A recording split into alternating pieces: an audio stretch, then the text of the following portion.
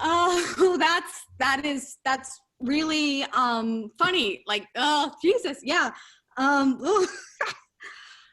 It is not funny. I'm sitting on Alex's couch and he is telling me a story about a time when his ex-girlfriend peed on his wallet. Oh my God. Oh, that is ridiculous. But like it's not fair to say that she's dumb. Alex has just thrown another shot down his gullet, and he told me that intelligence is the number one trait that he values in a romantic partner, and that I am very intelligent. And he has just scooted closer to me on his couch. God save us. Uh, Thank you. That's very nice of you. And now he has just leaned forward and kissed me, but it's less like a kiss and more like a whiskey-coated mollusk latching onto a rock. Hey, I'm sorry. I don't think that us being in a relationship would be a good idea. I He looks a little bit angry. I don't have a type. It sounds cliche, but it's not you, it's me. Yeah. I think you're great. Like you're killing it. Like you're in law school. But I think we should just be friends. Jesus Christ. Right now, I would love to be wrapped up in the blanket like a sad little burrito staring at the wall. Hey, so my boss needs to send me some, I have to send her some InDesign files, so I should skedaddle. Sorry. 30 minutes later, I send him a nice, efficient text and say, hello, Alex. I'm sorry if I was weird. These past few months have been fun, but in all honesty, I am not a relationship person. But you were really cool. Cool. Done and done. What I want to say is, if we dated, I would be so bored that I would rip my fingernails out. Maybe it's just me, but like, I'm not a fan of men or feelings, or maybe I'm queer. And it turns out that I am. And a few years later, I'm at a bar in the Mission District in San Francisco, and I think I'm hallucinating from a lack of sleep, but it could be because I'm at a literary release party for McSweeney's, which is AKA the greatest satire website of all time. Or possibly because I just had this like abandoned margarita that I found on a table, and it's hitting me kind of hard. And oh my God, there are so many queer people here, like just openly holding hands. The only queer person I knew growing up in Idaho was my ex-best friend's half sister, and her mom called her girlfriend her special friend. This was the same mom who, when I asked if I could marry her daughter when I was 7, said, "I would put you in jail." And I don't know if that was a joke. So, yeah. But then I see Laura, and I don't know that her name is Laura yet, but she's wearing a leather jacket, and she seems like she's 5'4", but she seems also a lot taller, and her hair is like kind of gold, and she's like watching the reading, and she's drinking a Tecate, and she also has a lip ring. So I'm wondering, like, is she queer, and should I talk to her? I think that when queer women come out, the older gays should give them a rule book. No messy emotions, just like a nice clean checklist of what the fuck to do. In the Victorian era, if a man was interested, her father would approve, he would approach the lady, she would bat her fan 6 times, and then he would impregnate her with 6 of his children, and she would probably die like an early death. But there are no rules in this situation, and the Victorian gays, like Oscar Wilde, just openly told men that he loved them, like or liked them. No rules, no games, just like chutzpah. Like he wasn't a Jew, but like chutzpah's universal. And I feel like Oscar Wilde, the queer Victorian playwright himself, right now has like infiltrated my brain and like poked me with a peacock feather from his hat and been like, don't be a weakie, be bold, go gaily forth.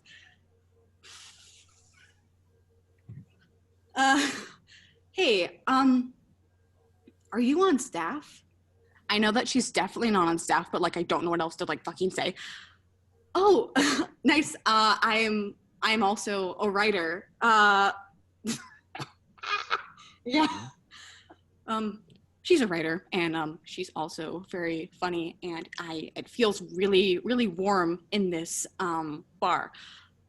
Oh, nice. Yeah, I was also in the UK, but not for grad school. Yeah, like you're right. Like I just moved here, and like it can get really lonely. I would love to go for. I mean, a walk would be, it would be chill.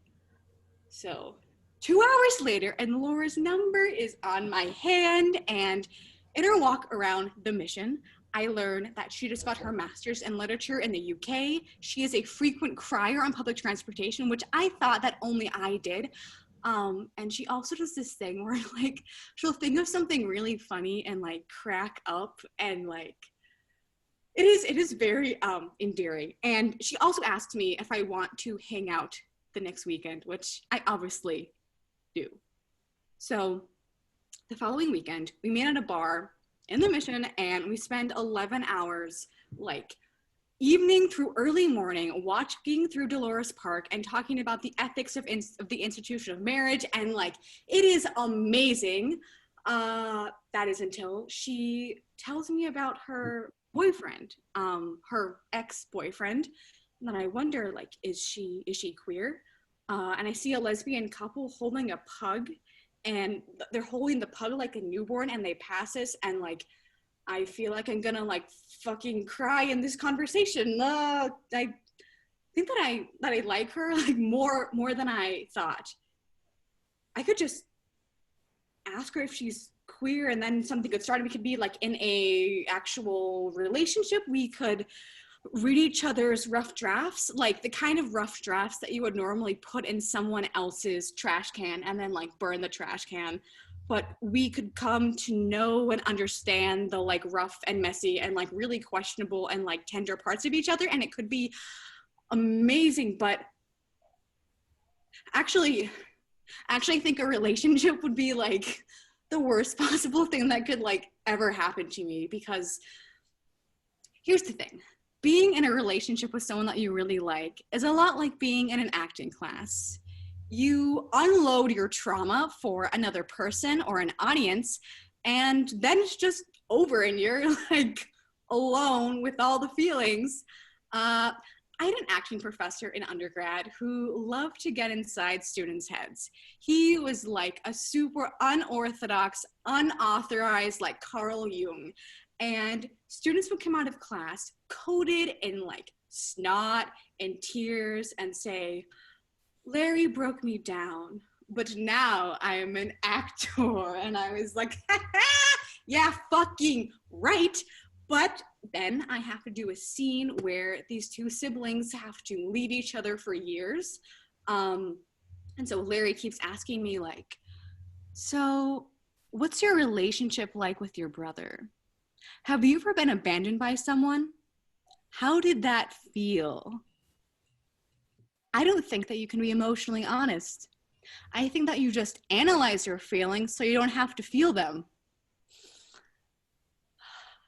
So I think I'm gonna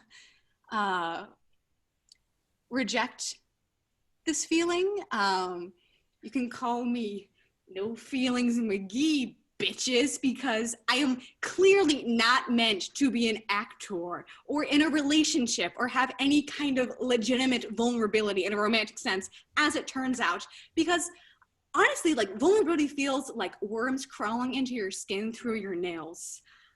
But I have also never walked for 11 hours with someone that I met a week ago who is this kind. and this incredible, and nothing happens in a romantic or a sexual sense, but I'm feeling too much for this to be safe. So after we say goodbye at 7 in the morning, I don't speak to her for weeks. And the next time that we hang out is right before lockdown. And the second I see her, I immediately regret avoiding her. And I know that if I don't say anything now, I probably will never be able to. But I spend the whole time just avoiding it until we get to the train station at night, and my stomach feels like it's going to crawl out of my throat. But I am a very smooth person, obviously, so I'm just saying, like, so I always gravitate towards high femmes, like step in my throat in high heels kind of femmes. I know that sounds Freudian, but it's not, I swear. And by the way, never mind. I'm not gonna not gonna say it. Not gonna say it. Question. Never mind. Can't do it. Train is coming, but I can't fucking say it. Okay. What would what do I do? What would Oscar Wilde do? I mean, he told everyone, like police officials even, that he had the kiss of Walt Whitman forever on his lips. And their relationship ended and he was in severe emotional pain. He went to jail for sodomy, where he died a very painful and early death. But like, for him, all of that pain was worth it because he was actually emotionally honest. And if I die of corona, I do not want to come across Oscar Wilde in the afterlife and for him to be like, well, look at the little weenie who felt so much but was too scared to say anything.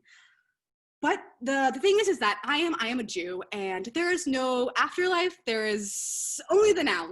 Okay, so I go and I turn to her and I'm like, hey, so I probably should have said this at an earlier date, and I mean this like in a chill way.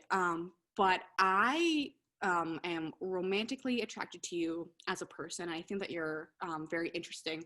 But I was just wondering, sort of like curiosity, are you queer?